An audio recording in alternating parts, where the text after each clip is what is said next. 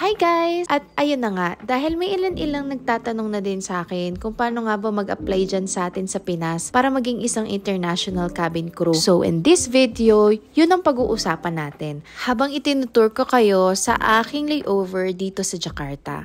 Actually, there's a lot of way kung paano nga ba mag-apply sa Pinas. Merong through agency, tapos meron din namang through website ng mismong airline. Pero ako, nag-apply ako sa IPAMS. Ito ay isang recruitment agency na located sa Aurora Boulevard sa QC. Katapat lang naman ito ng Robinsons Magnolia. Ito guys is napaka-legit na agency kasi aside for cabin crew hiring, marami pa silang works abroad na ino-offer. Like nursing, engineering, painter, mechanics, at marami pang iba. At iba-ibang bansa, hindi lang Middle East, pwedeng Canada, UK, Europe, at anywhere in the world. At kagandahan dito sa agency na to, hindi sila nanghihingi ng placement fee para ka makaalis. Hindi kagaya ng ibang agency na until now nanghihingi pa rin sila. So kaya masarap ditong mag-apply. By the way, tamang-tama nga pala ang video na to guys kasi hiring lang sila ngayon sa Qatar Airways doon sa Cagayan de Oro ang kanilang venue. At kahapon lang nag-open day sila for Flyadil. Ang Flyadil is subsidiary ng Saudi Airlines at low-cost airline siya dito sa Saudi. And meron din siyang mga layover, kaya maganda din tong airlines na to.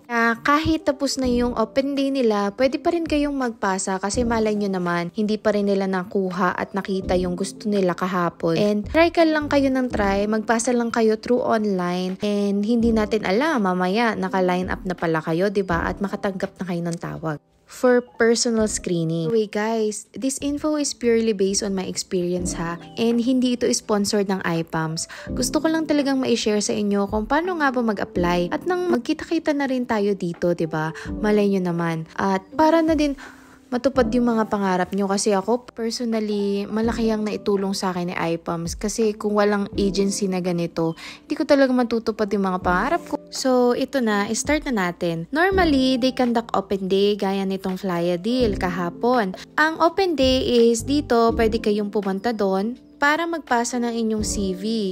Pero dapat prepared kayo sa inyong mga documents. As it written here sa ads nila kung ano ang inyong mga dadalhin. Dapat kompleto yan. Then you have to be physically ready. Naka-makeup, fix and clean hair, at naka-business attire. For cabin crew attire, dapat naka-coat, black coat.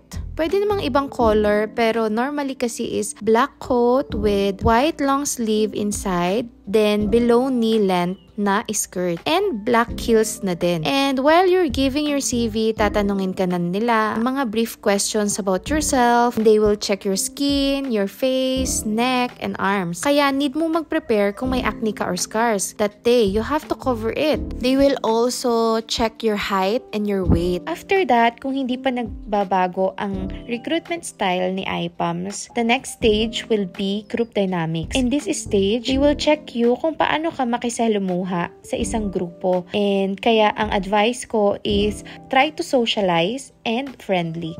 Lagi ka lang umiti and give them the positive aura or vibes. Dynamics, for example, is based on my experience, they will give you a box of random words at bubunot kayo doon. So just give them a brief and concise statement. Or noon, they will message you kung pasok ka sa next stage, which is the final interview. And while you're waiting on that, kasi normally it takes like 4 days or 5 days, just learn about the company, about how to answer the questions properly, mag-research kayo and mag-prepare kayo. And yung next naman ng Qatar Airways na gaganapin sa Cagayan de Oro is they have this instruction na kailangan mo muna mag-apply at mag-send ng iyong CV sa link mismo ng Qatar Airways. Kaya you have to really prepare and fix your CV. Dapat talagang nakakaagaw ng pansin ang CV mo kasi dun sila magbe-base kung i-invite ka talaga sa kanilang assessment day. Unlike dun sa unang in-explain ko sa inyo sa Flyadil, open day siya kaya anyone pwedeng pumunta dun and no need for the invitation. But here, you have to have an invitation and kailangan ma-shortlist muna ang iyong CV.